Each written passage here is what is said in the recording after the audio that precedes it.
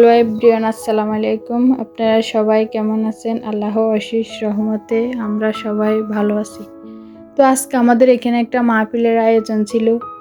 তো ও ছোট ছোট বাচ্চারা অনেক যাইতো কান্না করে, ওরা ধন্যবাদ যাইতে কান্না করে, ও মানে আমি দিতেছি না, অনেক রাত হইবে আসতে আসতে।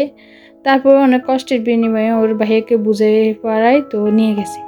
ওইখানে যাওয়ার পর ওরা তো দেখেন কিভাবে ঘুমিয়ে গেছে, মানে অনেক কষ্ট হচ্ছে ওর সামলাতে।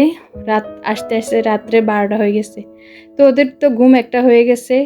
তো ওই রাত্রের 12টার পরে তো ওরা আসি এত যে খুশি, মানে বিরিয়ানিগুলো পেয়ে। আমি তো সবসময় বাসায় পাকাই, তাও ওরা খাইতে চায় না। আজকে এই বিরিয়ানিগুলো খাইয়ে তারা মানে অনেক খুশি আনন্দিত, মানে মনে হয় ওরা মানে কি পাইছে। তো ওরা বাসা নিয়ে এসে ওরা ধনুভাইকে দিয়ে দিলাম। ওরা খাইয়ে মানে একদম মন খুশিভাবে ভালো লাগলো দেখে।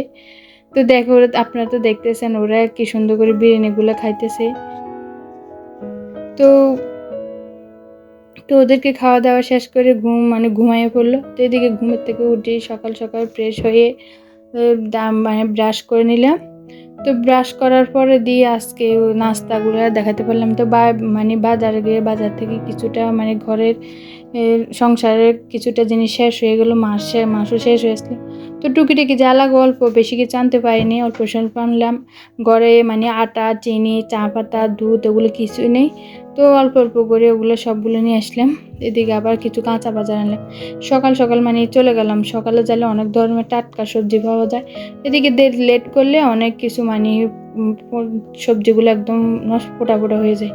তো আজকে তাজা তাজা কিছু সবজি আনলাম আর ঘরে মুদিমালের কিছু বাজার আনলাম।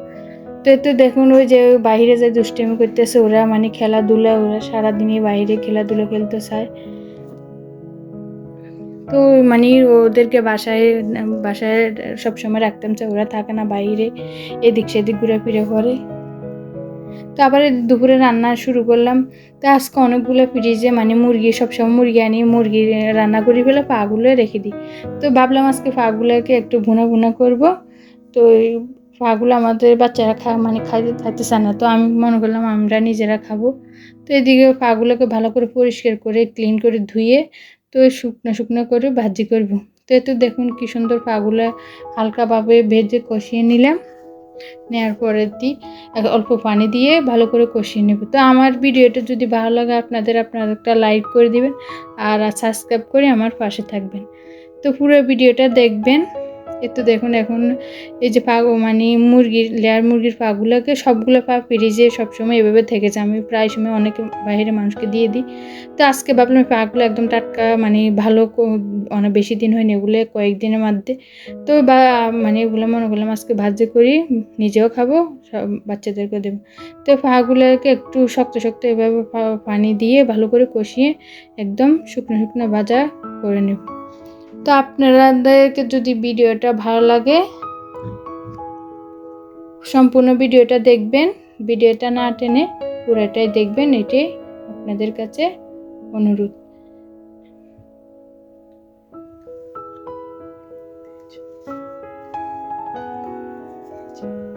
হ্যাঁ, পাগুলোকে ভালো করে নেড়ে চেড়ে দিয়ে ঢাকনা দিয়ে রেখে দেবো। একদম শুকনো শুকনো ভাজা করলে এভাবে আরও কয়েকদিন ট্রাই করে ভাজা করছে, খুবই ভালো লাগলো।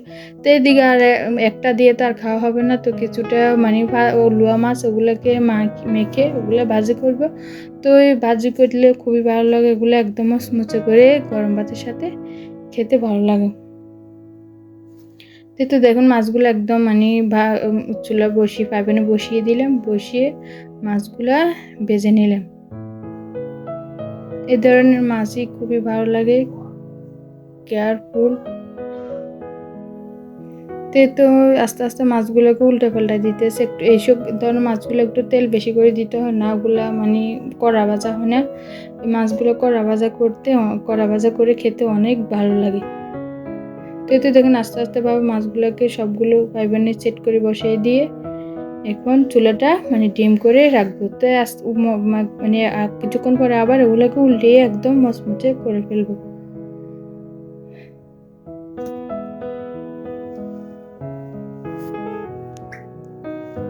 তো আপনাদের কাছে ভাইয়ারা আপুরা যারা যারা আমার ভিডিওটা দেখেন পুরো ভিডিওটা দেখবেন। পুরো ভিডিওটা দেখে ভালো লাগলে কমেন্টে জানাবেন।